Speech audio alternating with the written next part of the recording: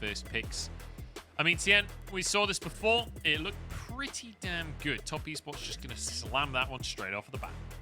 Yeah, and I mean, it's the takeaway and also the good pick for Tian, right? He's looked really, really strong.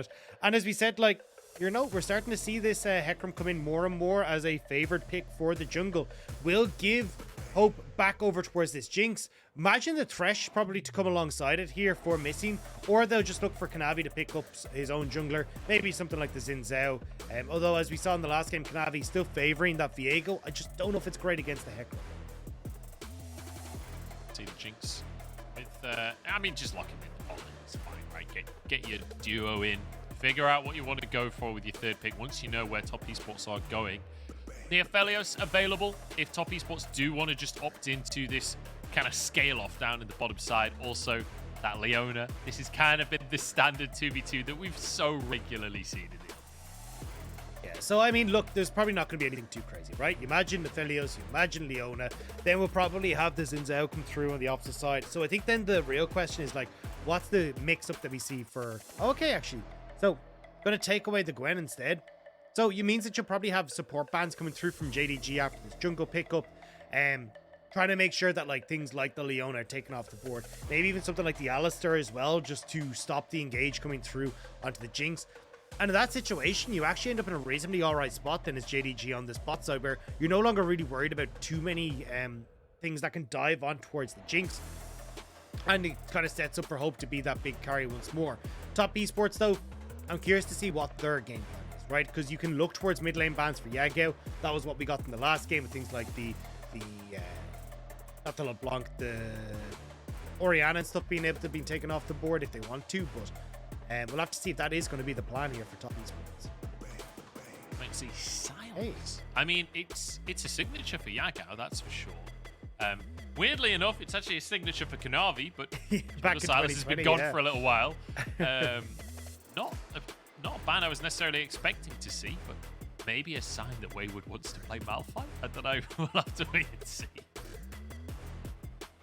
Fresh taken away. I imagine Leona's going to be the next one here for JDG as well. Then, oh, actually, okay. So maybe JDG are setting up for the blind pick LeBlanc here. Silas kind of taken off the board here means that you've also got another kind of decent answer to LeBlanc taken away. And now I'm wondering what Top Esports are going to go for. I mean, if the LeBlanc comes in, you can't always go back towards an Orianna, right? You have great team fight set up for Top Esports here. But again, Top Esports kind of heavily indexing into some sort of dive composition. So it looks like 369 may in fact just go back towards the Gragas and go, hey, look, you know, I'm going to peel, I'm going to keep you safe, and I'm going to just try and provide that front line once more. 369 says, I am a good Gragas. Damn it, I'm the best. Hey, he looked all right last game. He had a good game. He had a really good game. I'm just being. Leona locked in, and then the blind pick Orianna that you talked about there for night. So, opportunity if you want to here for Yagao to go towards like a Zoe or something if you really want to try and play towards that range that you have, but definitely Zoe not great into a lot of dive, so I wouldn't mind to see something maybe like a Syndra come out instead, and can always try and play towards side lanes if you want with something like the Twisted Fate, but again not the best of matchups in theory. And maybe this is where we get the Veigar. Okay, so we got kind of for this dive composition the baby cage to try and put them in their place. Yeah, this is something that has been sneaking into the meta. We've seen it a couple of times around the world. It's something that can get very, very strong. I think it was BLG we saw playing this alongside a Poppy in the jungle. It actually looked really, really good. It was able to take over the game, able to snowball like crazy. So not Top Esports could be able to deal with that. I don't know. Yeah, one of the reasons we're seeing it is because of the rise of these like dive compositions, right? You've got a great opportunity to try and like separate compositions, especially when you've got the ability to throw down that event horizon. And as well, Veigar got some really nice buffs on 12-2, right? The cooldown on his Q, down kind of a second across the board. And especially the big one for him is the stacks granted upon killing a minion is gone from 2 to 3. So getting a lot more stacks earlier means that he kind of hits that one-shot potential way sooner than he used to. So now you're coming into this JDG, great late game scaling, phenomenal front-to-back team fights, and honestly, how does JackeyLove play these fights? Like, you have to be so careful. You have to watch out for event horizons, casts, depth charges, even Kanavi just diving you on the back line. It feels like a huge amount of this game is going to be Tian trying to set up Wayward and Knight instead to be the big carries, because I feel like JackeyLove just won't get a look in these sort of fights. And the opposite side of that story as well is that you've got this Jinx that does have that long range, that can operate in these fights, and also that has a team pushing forwards in front of her. So, like, between the AD carries, maybe an opportunity for Hope to get a little bit of revenge for what happened in game number 1 of this series. JackeyLove on a much more passive pick this time around, but that will remain to be seen. The Gwen from Wayward this time, which in my mind has been his best performance in terms of champions. I feel like his Gwen looked really, really exceptional the one time we've seen it. And the big news here is that at least if Wayward can get some pressure on the top side, he can take over in that 1v1, right? It's a really strong matchup for the Gwen, where if she can close the gap, she can do quite well. You've got the opportunity to try and play around the hollowed mist as well if 369 ever tries to go for the explosive cask. So definitely opportunities to make things happen. And I just want to come back to a point that you're making, right? Like, Hope on this Jinx, yes, can look really strong. Yes, can have that massive impact. The big thing to watch out for, though, is what happened in that last game. JDG not really playing to their compositional strengths, not playing front to back. If that's the case, JDG can fall apart here. Oh my lord, 369 is getting snipped to pieces in the top lane. This is not how you want to start the laning phase. He was trying to get cheeky, he was trying to get harassed down, but just gets chased down. That was Ghost used by Wayward to get all of that damage in. I mean, it's given him full control of this lane, right? And going to work out really well for him, especially now as 369 can't really play that aggressive. Now, the good thing about Gragas, obviously, a lot of sustain, but you do have to burn the 2 pots here for 369. And for Wayward, like, Ghost isn't a very long cooldown. It's not like a flash. Like, that's going to be up way sooner and give him a good amount of control to start out the laning phase. Really nice. So forces that level 2 advantage. So now 369 just kind of has to watch a lot of these minions slowly but surely go down. It's getting pathing down towards this bottom side to start us off, whereas Kanavi has hit level 2. Just top side.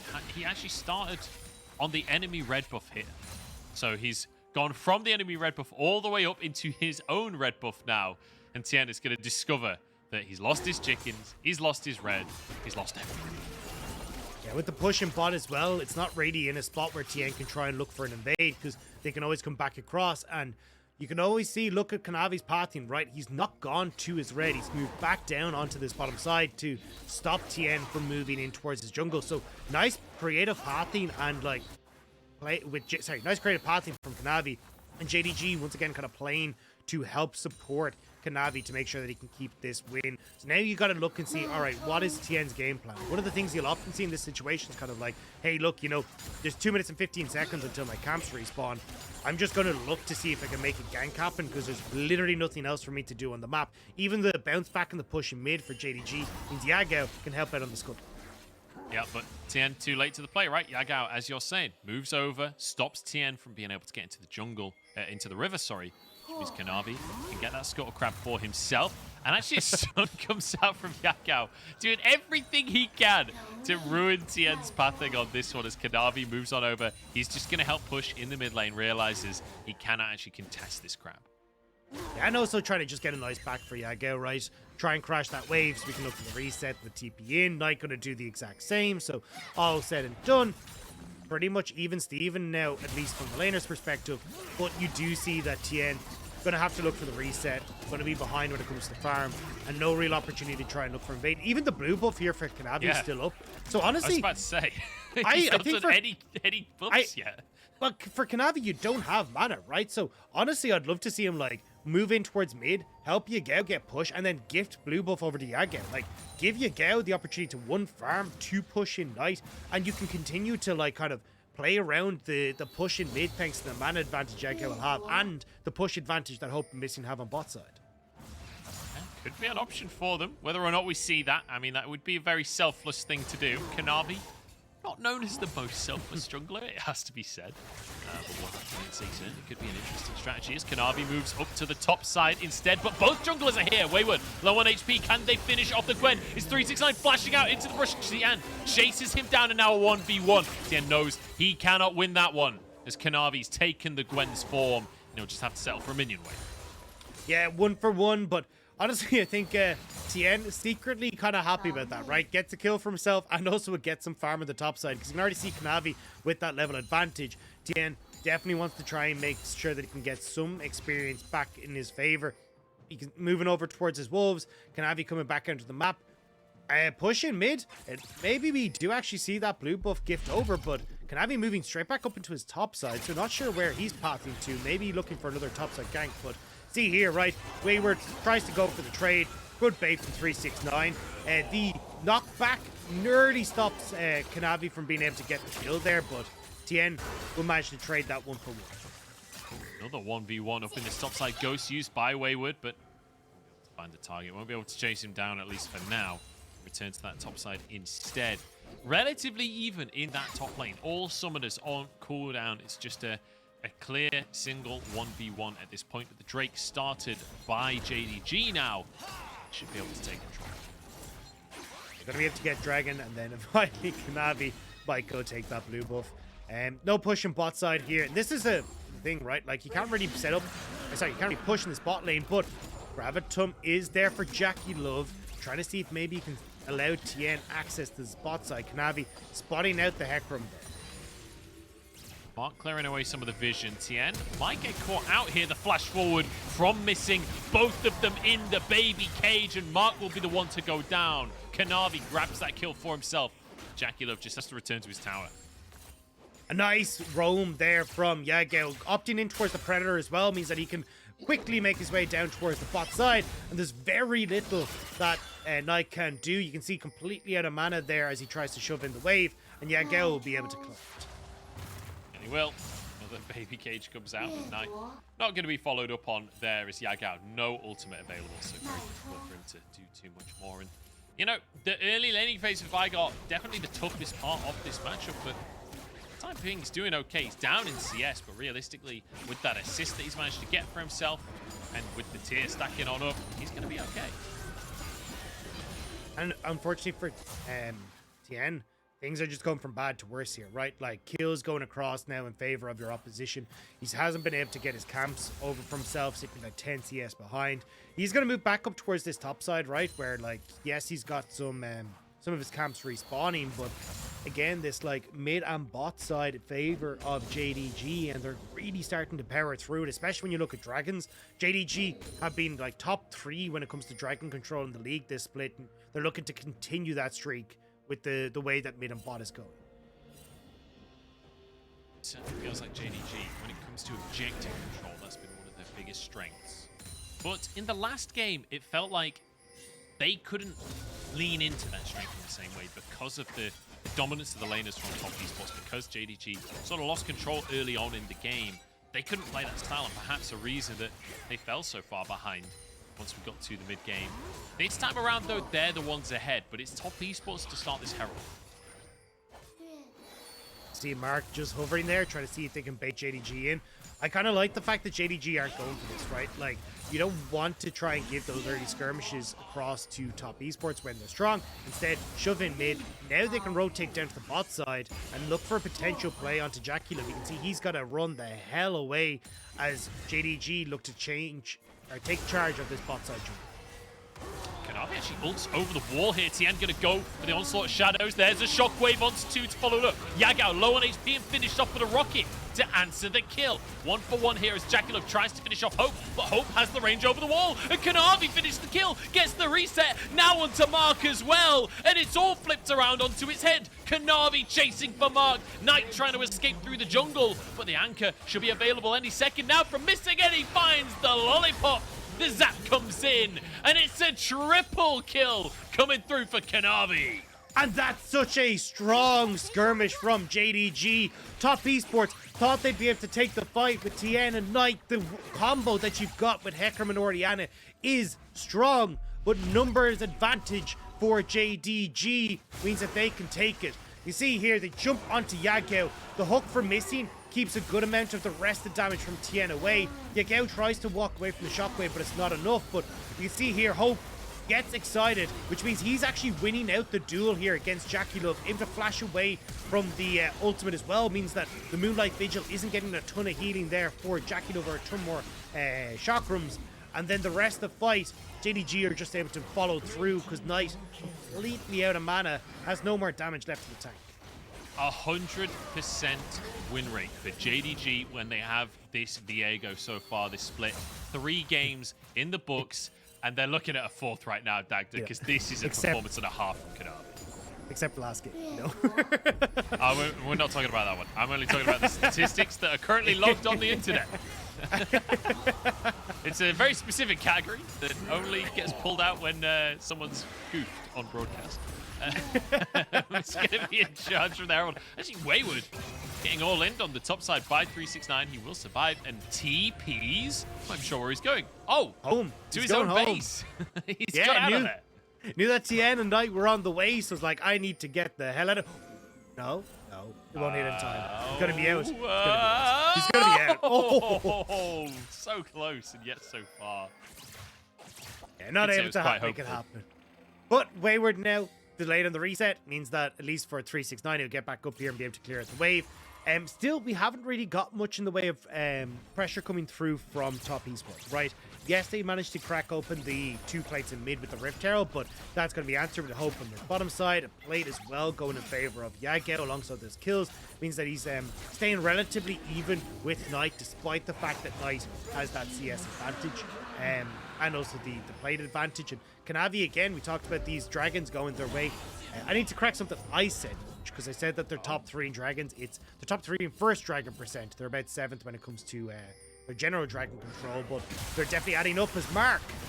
Mark going to get caught up by the anchor. He is very tanky, but Flame Chompers mean he has to take so many autos on the way in, and Hope can follow up. No, he can't. Zap goes slightly wide, but Kanavi is here. And let's be honest, Kanavi's doing the damage here, not Hope. He's 5-0-3, has a Noon Quiver and boots. No, he doesn't. That's the wrong items. Those are Aphelios items. I've been lied to.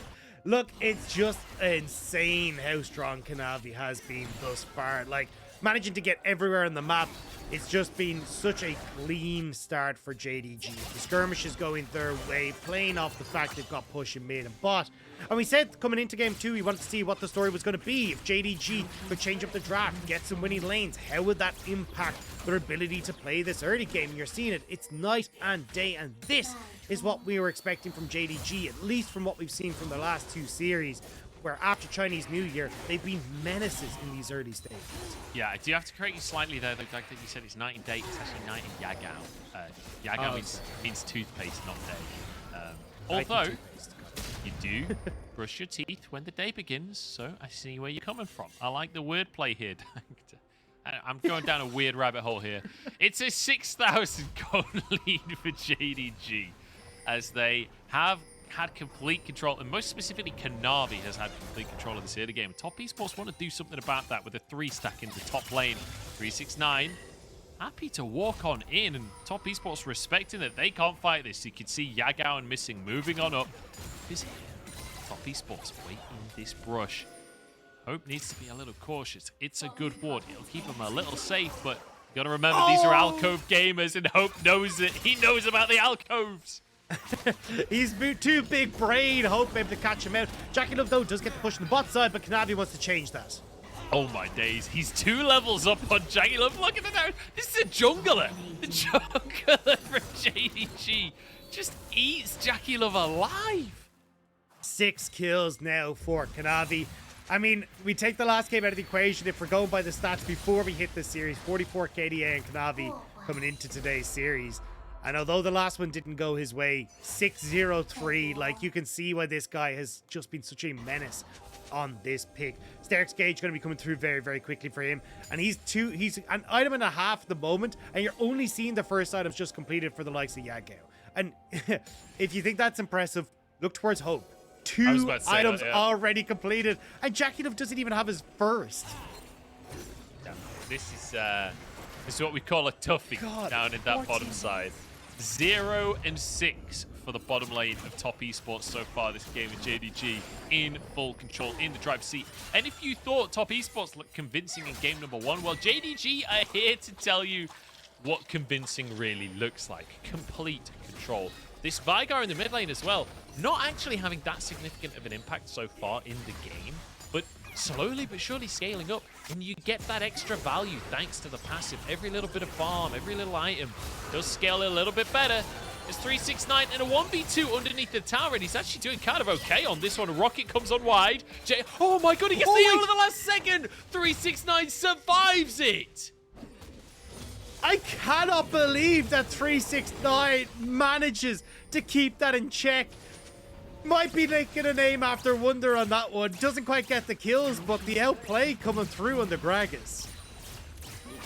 Yeah, that was insane from 369. Let's take another look, because especially the dodge on the Rocket, that split-second thing.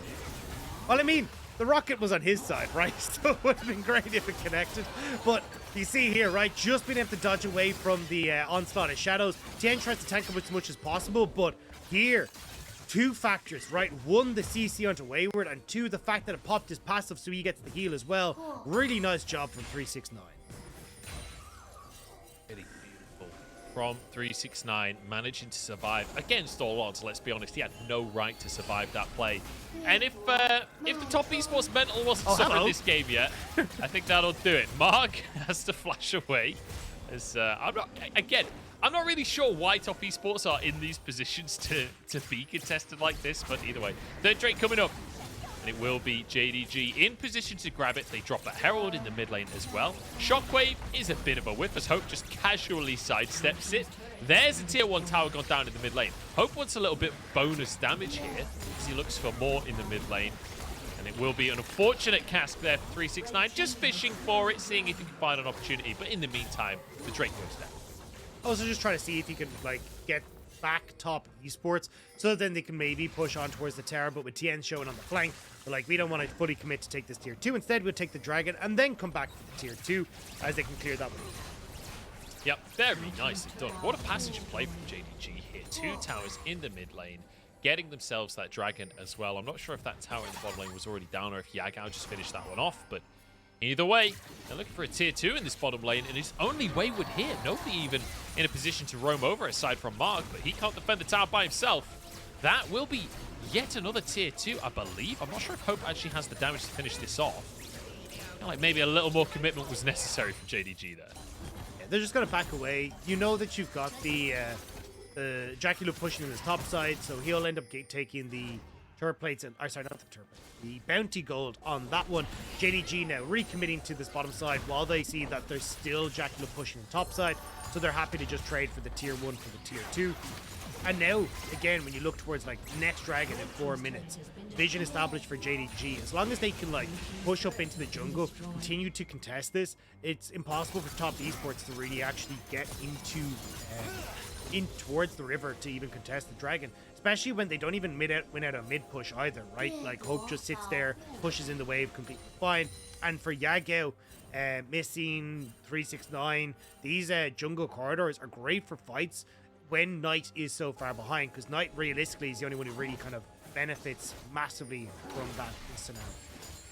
Yeah, I feel like Knight's the only one in this game that's keeping his head above water on the side of top. I guess Tian as well, but Tian pretty far down in CS, the same story in the top side, whereas Knight, I mean, he's more than 10 CS a minute. He's got over 200 CS before the 20-minute mark. He's got his Liandries and his boots, headed towards that Archangels with the Dark Seal in his pocket.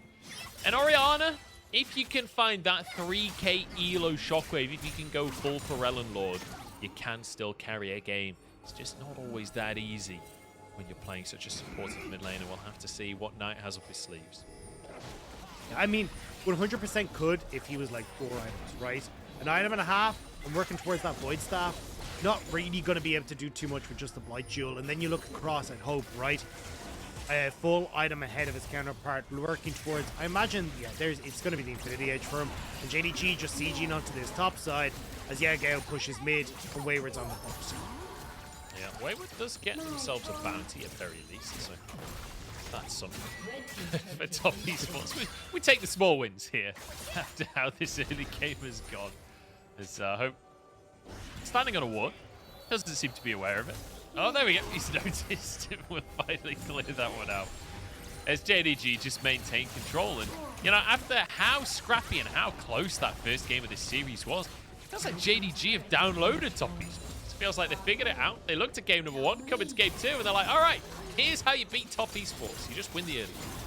Yeah, it felt like JDG were just massively uncomfortable in game, right? Like, not really sure how it's supposed to play out when you're like behind in all 3 lanes, and I just mean like from sheer push power and who has priority in each of the lanes, plus the fact you've got that early kill going the way of the Draven. JackeyLove was getting rolling, and then when we got to team fights, it just didn't really look like they were capable of orchestrating the team fight that they needed to. Now coming into this game, it's a little bit easier, right? Because you just have that big goalie to play with. Kanavi is murdering anyone he touches as he picks up his Starix gauge as well. So all in all, JDGs just have a much simpler time in this game than they did in the last one. I mean, look at the gold differences. 2k gold lead in that jungle role. In ADC, though, it's 7,000 gold for JackeyLove, 11,000 for Hope. A 4,000 gold in individual lane, that's just mental. Knight, the only one that's ahead of his counterpart so far in this game, and that's thanks to that huge CS lead that he found for himself. Whether or not he can turn that into anything, it's a question that remains to be answered, but 35 seconds until this Drake. What can Top Esports do, Dagda? I mean, it has to be Sorry, Robster. I meant Robster. No worries. It has to be a miracle play. It has to be a massive pick. Really, they need to kill Hope, like, ASAP, because Hope is the main source of damage for this team still. And Kanavi is there, don't get me wrong. He still hurts, but if you can pick off the Jinx, Yagao cannot carry these fights, and maybe you can then turn on to Kanavi and finish him off. Wayward in the back of the pit and out of the back of the pit. Just dips that out again. Hokey pokey. The event like horizon is going to be huge in this one, right? It's so good at controlling the Drakes. Spawned now. Esports in position to try and contest as JDG start this off. Tian off on the top side of the fight. Look for the big fear coming out from Tian. If a shockwave can happen as well, maybe there's some chance of a miracle. 2k on the Drake as Mark steps onto the front line. Solar Flare on that back line. Dragon resets here, and Top Esports trying to play front to back. Wayward in the pit. Moonlight Vigil goes wide though. The ball in a good spot. Shockwave only onto 1. The damage isn't there from Top Esports, and JDG start to take down the health bars. They're relatively low. 369 on the back line as Kanavi runs them through once more, and it's Hope grabbing everything. A quadra for the AD carry. No penta set up for him as Yagao is able to finish one off for himself. And now with that, that's going to be at least the Dragon go to Top Esports, but Baron for JDG. Easy pickings for JDG, and you know, actually a valiant effort from Top Esports in that fight. It was closer than I think it had any right to be, but JDG, they had the damage, they have the late game carries, they have the 3 items. We're just going to hop into the replay here. Great hook from Missy to stop the engage onto Kanavi. Mark was trying to set that one up. I see here, right, Hope completely untouched this whole fight. The attempt on the Gravitum ult there with the Moonlight Vigil from JackeyLove, but it's not enough. And again, like, you just cannot get onto Hope. This Jinx is doing so much work. Great positioning from Hope this entire fight. And from that point forward, Kanavi starts to get the resets, and that's where you know you're in trouble against the Viego. Really great play from 369 as well there to keep JackeyLove still so the rest of the team could get involved and barrel him down. And now a 10,000 gold lead for JDG with a fight like that going so one-sidedly. I mean, we talked about the AD carry item difference before. 1.5 items still for JackeyLove. We're on 3.5 now for Hope. This is not getting any better. He's not even going armor play. He's going bloodthirster for this final fight. I mean, why not? Like, use tank. Like, everyone else in the game is only at 1.5 items apart from Knight, who's got 2. Like, nobody has armor at this point. There's no point in going for, I'll play for late game. You're 24 minutes and nearly full build. Just kill them. Yep, and even Tian, who theoretically could get armor, could tank, he's a level behind Hope. The AD carry, you're not meant to fall behind AD carries in level. So Tian will not be able to tank him up. Mark will not be able to tank him up. Hope can do whatever he wants. He is a god. This is Hope's rift. Everyone else is just living in it, except for Kanavi. Are they living in it? Because they keep dying an awful lot. That's and they might true, do more. and in we go. Missing dives to the tower, finds the kill, sacrifices himself to set up his team. Hope flashes out to safety as Wayward trying to chase down the enemy AD carry. Can he finish it off? The answer is no, because 369 sets it on up. And Kanavi once again just dives that back line. This was brutal from the side of JDG. They have dismantled Top Esports here in game number 2, and they have set a precedent for this series as we go to game number 3. JDG and Alligator without a toothbrush in that game. They were angry after game number 1, and they come back swinging. A phenomenal performance, both from Yagao having that full control in mid and playing down towards these early skirmishes,